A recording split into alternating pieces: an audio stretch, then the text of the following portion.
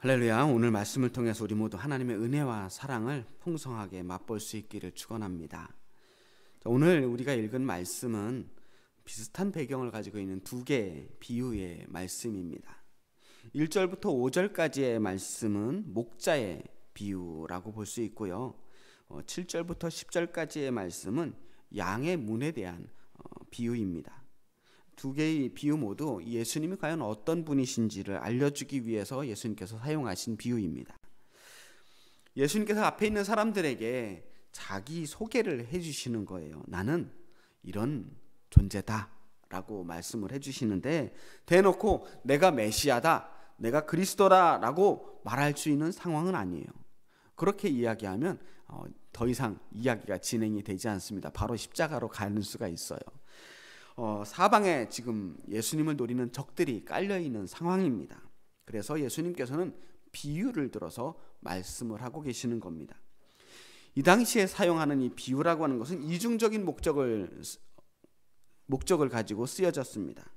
그러니까 알아들을 수 있는 사람들은 그 비유를 듣고 더 쉽게 더 잘 알아들을 수 있고요. 또 어떤 사람은 그 비유를 듣고 아무리 봐도 그 얘기가 무슨 얘기인지 알아들을 수 없도록 하는 것이 이 예수님 비유의 특징입니다. 일종의 암호 같은 거예요. 우리들끼리만 통하는 암호. 예수님을 죽이고 싶을 만큼 미워하는 사람들, 그 사람들 어떤 사람들이냐면 저 바리새인들이나 제사장들이나 로마의 앞잡이들, 권세 있는 사람들이에요. 그 사람들은 예수님이 하는 말을 정확하게 알아들 수가 없는데, 예수님을 따르는 그 청중들은 쉽게 알아들을 수 있는 말, 이제 그런 말씀을 하신 거예요. 오늘날에도 사실 예수님의 비유는 바로 들으면 바로 귀에 쏙쏙 들어오는 그런 비유는 아닐지도 모릅니다. 왜냐하면 이 당시 예수님 앞에 있던 사람들의 가지고 있던 그 사회 문화적인 맥락을 우리가 이해하고 있어야만 들리는 비유거든요. 오늘 말씀은 양을 키우는 목자들이 많이 살았던 그 유대 지역의 유목 문화를 이해하고 있어야 좀 들릴 수 있는 비유입니다. 이스라엘에서는요, 아주 옛날부터 양을 키우는 목자들, 그 유목민들이 많이 살고 있던 사회였습니다. 이스라엘 민족의 조상 아브라함이 일단 전형적인 유목민이었거든요. 그리고 이삭도 야곱도 모두 유목민이었습니다. 그 유명한 다윗 왕도 유목민 출신이에요. 아기 어린 목자 출신이잖아요. 그래서 그 이스라엘 사람들은 이 유목 문화에 아주 친숙해 있습니다. 하지만 땅을 많이 가지고 있는 농부들, 소위 말하는 지주들, 농사짓는 부자들은 유목 문화를 알 수가 없겠죠. 또 앉아서 율법 공부만 하는 서기관들이나 율법학자들, 바리새인들, 사두개인들, 이런 사람들은 그 유목 문화가 가지고 있는 그 깊은 그 삶의 애환들과 그들의 삶의 배경을 이해하기 쉽지 않았을 것입니다. 그래서 그 땀냄새 나는 이야기를 예수님께서 하시는 거예요. 잘난 사람들은 알지 못하는 이야기들입니다. 그래서 들을 귀 있는 사람들만 들을지어다. 알아들을 수 있는 사람만 알아들으라는 이야기예요. 이것이 바로 비유의 목적입니다. 자, 오늘 보통 우리가 생각하기에 이스라엘 하면 메마른 광야, 황량한 광야를 떠올리기가 쉽습니다. 그런데 이스라엘에서 오래 살다 온 사람들의 이야기를 들어보면요, 이스라엘은 적어도 한 2번은 가야 이스라엘의 참모습을 알 수 있다고 그래요. 어느 계절에 갔느냐에 따라서 이스라엘에 대한 인상이 완전히 달라진다는 거예요. 4월부터 10월까지는 비가 거의 오지 않는 뜨겁고 건조한 건기가 계속되는데, 이때 가면 황량한 광야만 보다 오는 겁니다. 그런데 10월부터 4월까지 그 겨울철에는 시원한 바람과 함께 비가 내리는 우기가 계속됩니다. 그래서 우기 때 이스라엘을 가면 요단강에 물도 흐르고요, 광야에는 파릇파릇 목초가 돋아나는 온통 푸르른 초원이 펼쳐져 있는 그런 광경을 볼 수 있다고 하는 거예요. 그야말로 젖과 꿀이 흐르는 그러한 풍경을 보고 오는 겁니다. 그래서 이스라엘에는 이렇게 초원을 따라서 양과 염소를 키우는 유목민들이 살 수 있었던 배경이 되기도 하는 거죠. 자, 초원이 이렇게 펼쳐져 있어도 사람들이 계속 이동할 수밖에 없는 것은 양이나 염소들이 풀을 어마어마하게 먹거든요. 풀을 먹고 여기에 있는 풀을 다 먹으면 또 다른 목초지로 이동을 해야 하는 거예요. 그나마도 건기가 오면 더위와 짐승을 피해서 양들을 지켜야 할 우리 안에 넣어야 하고요. 또 우기 때도 마찬가지로 저녁이 되면 이 낮과 밤의 온도 차이가 너무나 엄청나기 때문에 우리를 지어서 한데 모아서 체온을 바짝바짝 붙여서 체온을 유지시킬 수 있어야 양들이 살아남을 수 있거든요. 그래서 양을 보호하는 울타리를 만들어 놓습니다. 제가 주보에도 사진을 실어 넣었는데요. 오늘 말씀의 배경이 되는 그것이 바로 이 어린 양들을 지키는 울타리, 양의 우리입니다. 1절 2절 말씀을 제가 읽어보겠습니다. 내가 진실로 진실로 너희에게 이르노니 문을 통하여 양의 우리에 들어가지 아니하고 다른 데로 넘어가는 자는 절도며 강도요 문으로 들어가는 이는 양의 목자라. 자, 이 양의 우리가 있는데 양의 우리에 이 문이 있잖아요. 그런데 이 드나드는 문으로 드나들지 않고 다른 곳으로 다니는 사람들이 있었다는 겁니다. 사실 이스라엘에서 양을 치는 우리는 그렇게 튼튼하게 짓지 않는다고 해요. 양들이 넘어다니지 못할 정도의 높이 정도로 담을 쌓아요. 사람들을 막으려고 애써 그렇게 높이 쌓는 구조가 아니라는 거죠. 그래서 사실 마음만 먹으면 얼마든지 이 담장을 넘어갈 수 있습니다. 또 간혹 돌을 쌓아서 우리를 만들지 않고 광야에 많이 있는 동굴을 이용해서 양의 우리를 사용하는 경우도 있는데 이 자연적으로 만들어진 동굴을 사용하는 거예요. 그러다 보니까 또 이 우리에도 여기저기 새 구멍이 있을 수 있습니다. 실제로도 그런 양의 도둑들이 종종 있기는 있었을 거예요. 밤새 양을 지키는 이 목자들이 단순히 양을 잡아먹는 맹수들만 지키는 것이 아니라 양 도둑들도 지켜야만 했어요. 하여튼 양의 문으로 들어오지 않는 다른 데로 넘어가는 사람들은 다 도둑이고 강도입니다. 하지만 목자들은 그럴 이유가 없어요. 양의 문으로 당당하게 들어갑니다. 그런데 다음 구절 봅시다. 문지기는 그를 위하여 문을 열고 양은 그의 음성을 듣나니 그가 자기 양의 이름을 각각 불러 인도하여 내느니라. 자기 양을 다 내놓은 후에 앞서가면 양들이 그의 음성을 아는 고로 따라오되 타인의 음성은 알지 못하는 고로 타인을 따르지 아니하고 도리어 도망하느니라. 이 목자가 자기 양의 이름을 각각 불러내어서 인도해낸다는 이 말이 무슨 말일까? 자, 이스라엘에서는요, 양도 큰 재산이지만 양의 우리도 재산입니다. 그런데 이 우리를 만들려면 많은 힘과 노동이 필요하잖아요. 그래서 모든 목자들이 다 개인 소유의 울타리를 가지고 있는 것이 아니었습니다. 그러기에는 비용이 많이 들어가는 거죠. 그래서 형편이 넉넉한 사람들, 아주 양이 많은 사람들은 어쩔 수 없이 자기 소유의 양 우리를 만들었겠지만 대부분의 목자들은 여러 가정이 합해서 공동으로 우리를 만들고 밤이 되면 한꺼번에 자기 양들을 그곳에 다 몰아넣는 거예요. 밤새 그 우리를 공동으로 지키다가 아침이 되면 이제 자기 양들을 골라서 데리고 나가는 겁니다.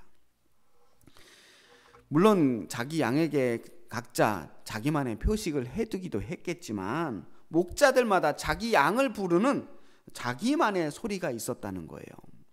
그래서 목자가 소리를 내서 자기 양들을 부르면 양들은 그 목자가 내는 소리를 구분해서 자기 주인을 따라 나선다는 겁니다. 게다가 양 숫자가 얼마 되지 않으면 그 양들의 이름을 일일이 불러서 데리고 나가는 경우들도 있었겠죠. 그렇게 자기 양을 부르면 목자들은 자기 목자를 따라서 양들은 자기 목자를 따라서 우르르 밖으로 나가서 또 하루를 그렇게 꼴을 먹고 사는 거예요. 이렇게 아침마다 양의 우리에서는 목자와 자기 양이 만나는 광경들이 펼쳐졌어요. 이런 상황이 계속 지속되려면 목자와 양이 서로를 알아볼 수 있어야 돼요. 목자는 자기 양을 알아볼 수 있어야 하고 양들은 자기 목자의 음성을 들을 수 있어야 합니다. 여기서 이 비유가 이야기하고 있는 것은 예수님께서는 우리의 목자가 되시고 우리는 그분의 양이라는 말씀이에요. 예수님께서는 우리 한 사람 한 사람을 아시고 우리의 이름을 불러서 우리를 불러내신다는 거예요. 그렇게 우리를 푸른 초장으로 쉴만한 물가로 인도하시는 거예요. 주님께서 우리를 아셔서 우리를 부르시는데 문제는 우리도 주님의 음성을 들을 수 있어야 한다는 거예요. 주님의 음성을 알아차려야 한다는 겁니다. 주님께서 우리를 애타게 부르시는데 예수님의 부르심에 응답하지 못한다면 우리는 주님의 양이 될 수가 없어요. 그분이 인도하시는 그 푸른 초장으로 갈 수가 없어요. 양들은 다른 양들과 다른 주인의 양들과 여기저기 섞여 있어도 자기 목자를 알아차립니다. 왜냐하면 그 목자와 오랜 시간을 함께하며 관계를 맺어왔기 때문입니다. 하루 이틀의 관계가 아니에요. 늘 그 음성을 듣고 살았기 때문에 음성이 아니라 발자국 소리만 들어도 그분이 오신 것을 알아요. 그렇게 우리도 주님의 음성을 듣고 알아차릴 수 있어야 합니다. 오늘도 우리는 주님의 음성을 들어야 하는 거예요. 사실 주님께서는 오늘도 우리의 이름을 부르셨어요. 목자가 되신 주님께서 우리를 불러내어서 어둠에서 빛으로, 죽음에서 생명으로 우리를 불러내신 겁니다. 그리고 오늘도 우리는 주님의 부르심에 응답해서 이 자리에 온 거예요. 그렇게 해서 1절부터 5절까지의 예수님의 말씀이 끝났는데 재밌는 것은 6절 말씀이에요. 예수께서 이 비유로 그들에게 말씀하셨으나 그들은 그가 하신 말씀이 무엇인지 알지 못하니라. 분명히 예수님께서 알아듣기 쉬운 말로 말씀을 해주셨는데도 알아듣지를 못하는 거예요. 무슨 의도로 예수님께서 이 말씀을 하셨는지 쉽게 이해하지 못하는 거예요. 그래서 예수님께서 이번에는 좀 더 이야기를 분명한 메시지를 담아서 두 번째 비유를 해주십니다. 7절 말씀 읽어보겠습니다. 그러므로 예수께서 다시 이르시되 내가 진실로 진실로 너희에게 말하노니 나는 양의 문이라. 이 말씀이 오늘의 핵심 구절이 될 것 같아요. 나는 양의 문이라. 이 말씀이에요. 양의 문은 양의 우리를 이렇게 둘러놓고 그 우리로 들어가는 유일한 출입구예요. 1절부터 5절까지 말씀에서 예수님께서는 스스로 자신을 목자라고 하셨다면 이제는 자신이 양이 들어오고 나가는 그 양의 문이라고 말씀하시는 거예요. 양들이 오고 가는 통로. 양들이 이 양의 문을 지나 들어오지 않으면 결국 이 우리 밖에서 길을 잃고 헤맬 수밖에 없습니다.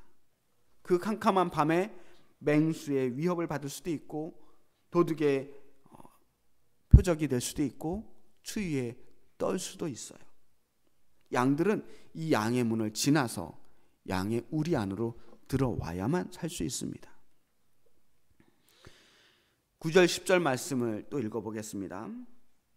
내가 문이니 누구든지 나로 말미암아 들어가면 구원을 받고 또는 들어가며 나오며 꼴을 얻으리라.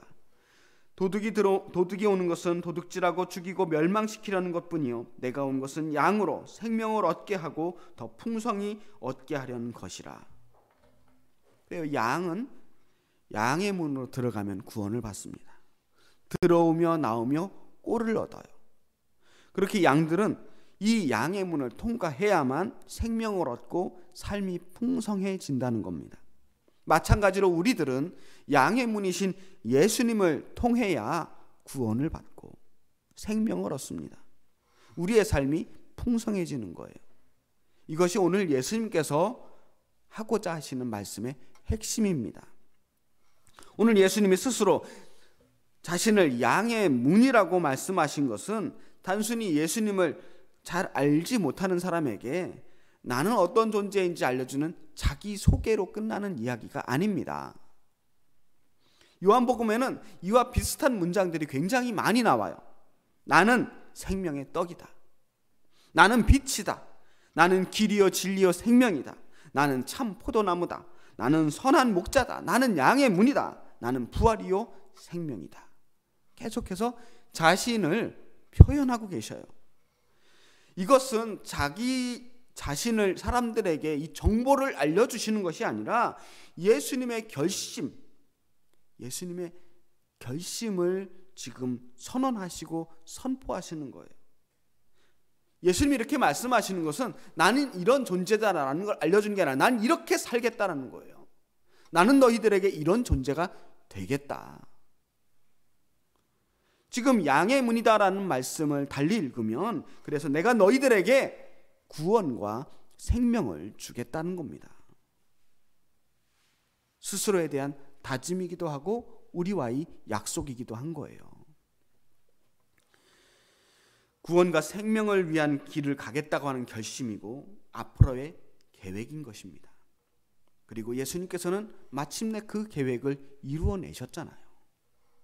참으로 예수님은 우리에게 양의 문과 같은 존재가 되어주셨습니다. 내가 온 것은 양으로 생명을 얻게 하고 더 풍성히 얻게 하려는 것이라. 이 말씀이 예수님이 우리를 향한 목적이고 목표예요. 누가복음 15장에 보면 우리를 뛰쳐나갔다가 다시 우리로 돌아온 그 양을 보고 기뻐하는 목자의 모습이 등장합니다. 양의 문으로 다시 돌아온 이 양을 보면서 목자는 너무나 기뻐서 잔치를 벌여요. 예수님을 따르는 길은 그 양의 문으로 들어가는 길입니다. 이 시간에 문에 대한 것에 대해서 한번 생각해 봤습니다. 문이란 과연 무엇일까? 문은 상당히 이중적인 존재입니다. 일단 문은 막혀 있어야 돼요. 막혀 있지 않으면 문으로서의 역할을 할 수 없습니다. 성을 지키지 못하고 집을 지키지 못해요. 반면에 문은 막혀 있을 뿐만 아니라 열려야 합니다. 문이 열리지 않는다면, 굳게 닫힌 채 열리지 않는다면 그것은 문이 아니라 그냥 벽일 뿐입니다. 문은 외부와 내부를 연결해주는 통로임과 동시에 왕래를 막아주는 경계가 되기도 해요. 막혀 있어야 하고 또한 동시에 열려야 하는 게 문입니다. 그래서 문은 공간과 공간 사이를 이어주는 느슨한 지대라고 볼 수 있습니다. 막혀 있는 것 같지만 막혀 있지 않고 열려 있는 것 같지만 열려 있지 않은 약간 좀 느슨한 그런 상태인 겁니다. 그런데 이 느슨한 공간 안에서 역사가 일어나요. 이 느슨한 지대는 세상과 세상이, 공간과 공간이, 사람과 사람이 만나는 지대예요. 교회도 어떻게 보면 그런 느슨한 지대라고 볼 수 있습니다. 세속과 거룩이 만나는 그 느슨한 지대에 교회가 자리 잡고 있는 겁니다. 그런 느슨한 지대에서 우리는 새로운 공간으로, 새로운 세계로 들어갈 수 있어요. 문이 바로 그 통로가 되는 겁니다. 우리는 길을 따라 쭉 걸어가다 보면 어느 순간 문에 도달하게 됩니다. 어디든 우리의 목표점 안에는 문이 있어요. 그리고 우리는 그 닫힌 문을 열고 그 안으로 들어가야 합니다. 이 공간에서 저 공간으로, 외부와 내부로 서로 다른 차원과 서로 다른 세상을 이어주는 이 출입구로 들어가야 합니다. 그 문을 통과하지 않고는 새로운 공간으로, 새로운 세상으로 들어갈 수 없다는 거예요. 자, 양의 문으로 들어가는 그 문, 양의 입장에서 생각해 보면 답답한 곳이고 두려운 곳일 수 있어요. 지금껏 익숙했던 그 푸른 초장이 아니라 새로운 공간 안으로 밀려 들어가야 합니다. 새로운 세상으로 들어가는 일은 언제나 두렵고 떨리는 일이에요. 인생의 한 계단 한 계단 새로운 단계로, 새로운 차원으로 넘어갈 때마다 우리는 한 번도 쉬운 적이 없어요. 늘 부닥치고 문제가 일어납니다. 그래서 새로운 세계로 들어가는 그 경계를 넘어서는 데는 용기가 필요한 겁니다. 문은 열릴 수 있는 것이지만 닫혀 있으면 절대로 그 너머를 볼 수가 없어요. 그리고 우리는 언제나 그 새로운 문 앞에 서 있습니다. 이 세상에 수많은 문들이 있어요. 집집마다 방방마다 문들이 있습니다. 국가와 국가 간에도 반드시 통과해야 하는 국경의 문이 있고요. 사람과 사람 간에도 열고 들어가지 않으면 절대로 들어갈 수 없는 마음의 문들이 있어요. 그리고 우리는 저 하나님 나라에도 들어가기 위해서 천국의 문을 열고 들어가야 합니다. 예수님께서는 자신이 스스로 문이라고 말씀하셨어요. 그 모든 경계마다, 모든 새로운 세상으로 넘어가는 그 순간순간마다 문이 되신 예수님께서 거기 계시겠다는 겁니다. 예수님께서는 문 자체예요. 도저히 건너갈 수 없는 그야말로 꽉 막힌 담장에도, 답이 보이지 않는, 빛이 보이지 않는 막다른 골목에도 예수님께서는 스스로 문이 되셔서 그곳에 통로를 뚫어주시겠다는 겁니다. 꽉 막힌 것 같이 보이지만 문이 있으면 그것은 더 이상 벽이 아니에요. 남들에게는 벽이라고 보일지 모르지만 우리에게는 활짝 열린 문이 되어주시는 거예요. 그래서 예수님은 우리의 소망이 되십니다. 이미 우리를 구원해 주신 주님께서 우리에게 생명의 문, 믿음의 문, 희망의 문을 열고 오늘도 우리를 기다리고 계시는 겁니다. 그러니 오늘 우리가 저 세상을 향해 나아갈 때, 저 막혀있는 세상으로 나아갈 때 용기를 내어서 또 한 걸음을 걸어 나아갈 수 있는 겁니다. 우리 앞에 언제나 문이 있지만 닫혀있는 문이 아니라는 것 기억하시기 바랍니다. 우리에게 언제나 열린 문, 양의 문이 되어주셔서 반드시 주님께서 그 문을 활짝 열어주실 것을 믿으시기 바랍니다. 이제 우리 앞에 활짝 열린 그 세상을 향해 담대하게 또 한 걸음을 걸어 나아가는 우리 엘림교회 성도님들이 되시길 주님의 이름으로 축복합니다. 기도하겠습니다.